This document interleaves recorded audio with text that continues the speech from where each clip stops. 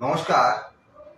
আজকে আমরা এসেছি হাওড়া সংস্কৃত সাহিত্য সমাজের যে ঐতিহ্যবাহী পরম্পরা, সেই পরম্পরার যিনি এখন ধারক এই মুহূর্তে রামগোপাল মঞ্চের যে অনুষ্ঠান বসন্ত মেলা, সেই বসন্ত মেলার যিনি সম্পাদক ডক্টর দেবব্রত মুখোপাধ্যায়, অত্যন্ত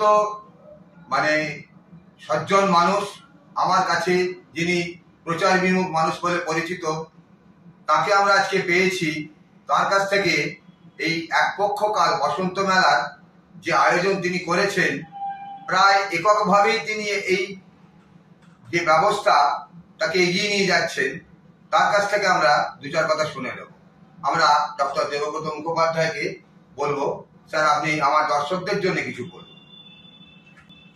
আমরা বসন্ত মেলা উৎসবের আয়োজন করেছি, এর একটা বিশেষত্ব আছে। বসন্ত নিয়ে চারিদিকে নানা উৎসব হয়, সেই উৎসবের থেকে আমাদের এখানে একটু স্বাতন্ত্র্য আমরা রাখতে চেয়েছি।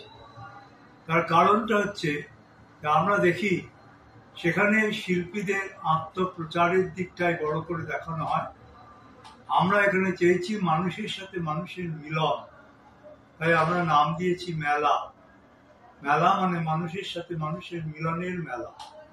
বসন্তকে ঘিরে আমরা এই মেলা চেয়েছি, কারণ বসন্ত হচ্ছে সৃষ্টির উৎসব, যেখানে মানুষ মানুষকে নতুন করে সৃষ্টি করতে পারবে, সেই দিকে লক্ষ্য রেখেই আমরা এই অনুষ্ঠানের আয়োজন করেছি।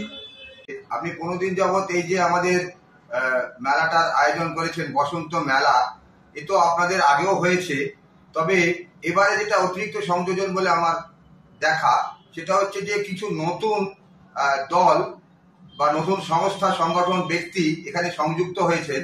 এটা একটা পাওয়া। আপনার একটা বার্তায় আমরা দেখছিলাম যে সকলকে বলছেন যে এটা আমার একটা আয়োজন তখনই সার্থক হবে যদি আপনারা এই আয়োজনে সামিল থাকেন।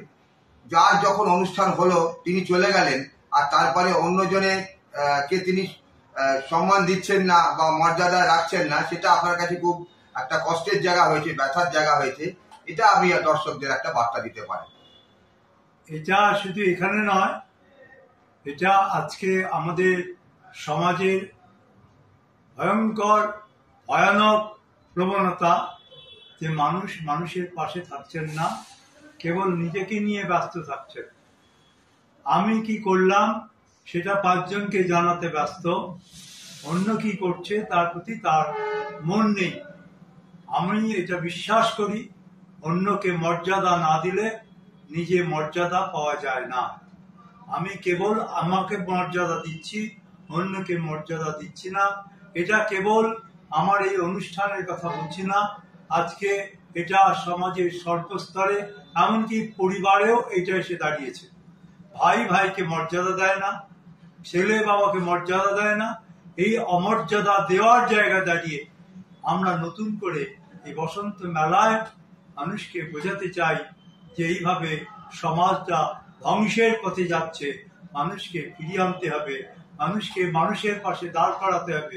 মানুষ মানুষকে মর্যাদা না দিলে, মান না দিলে মানুষ হয় না। অন্যকে মান না দিলে নিজে মান পাওয়া যায় না। আর যেখানে মানের প্রসঙ্গ নেই সেখানে মানুষ হওয়া যায়। আর হাওড়া সংস্কৃত সাহিত্য সমাজের যে পরম্পরা সেটা আরো সুদূর প্রসারী হোক, এবং রামগোপাল মঞ্চের যে আয়োজন আপনি করেছেন সেজন্য আমরা সকলের পক্ষ থেকে, দর্শকদের পক্ষ থেকে, শিল্পী মন্ডলীর পক্ষ থেকে, সব সাধকদের আমরা ধন্যবাদ জানাই।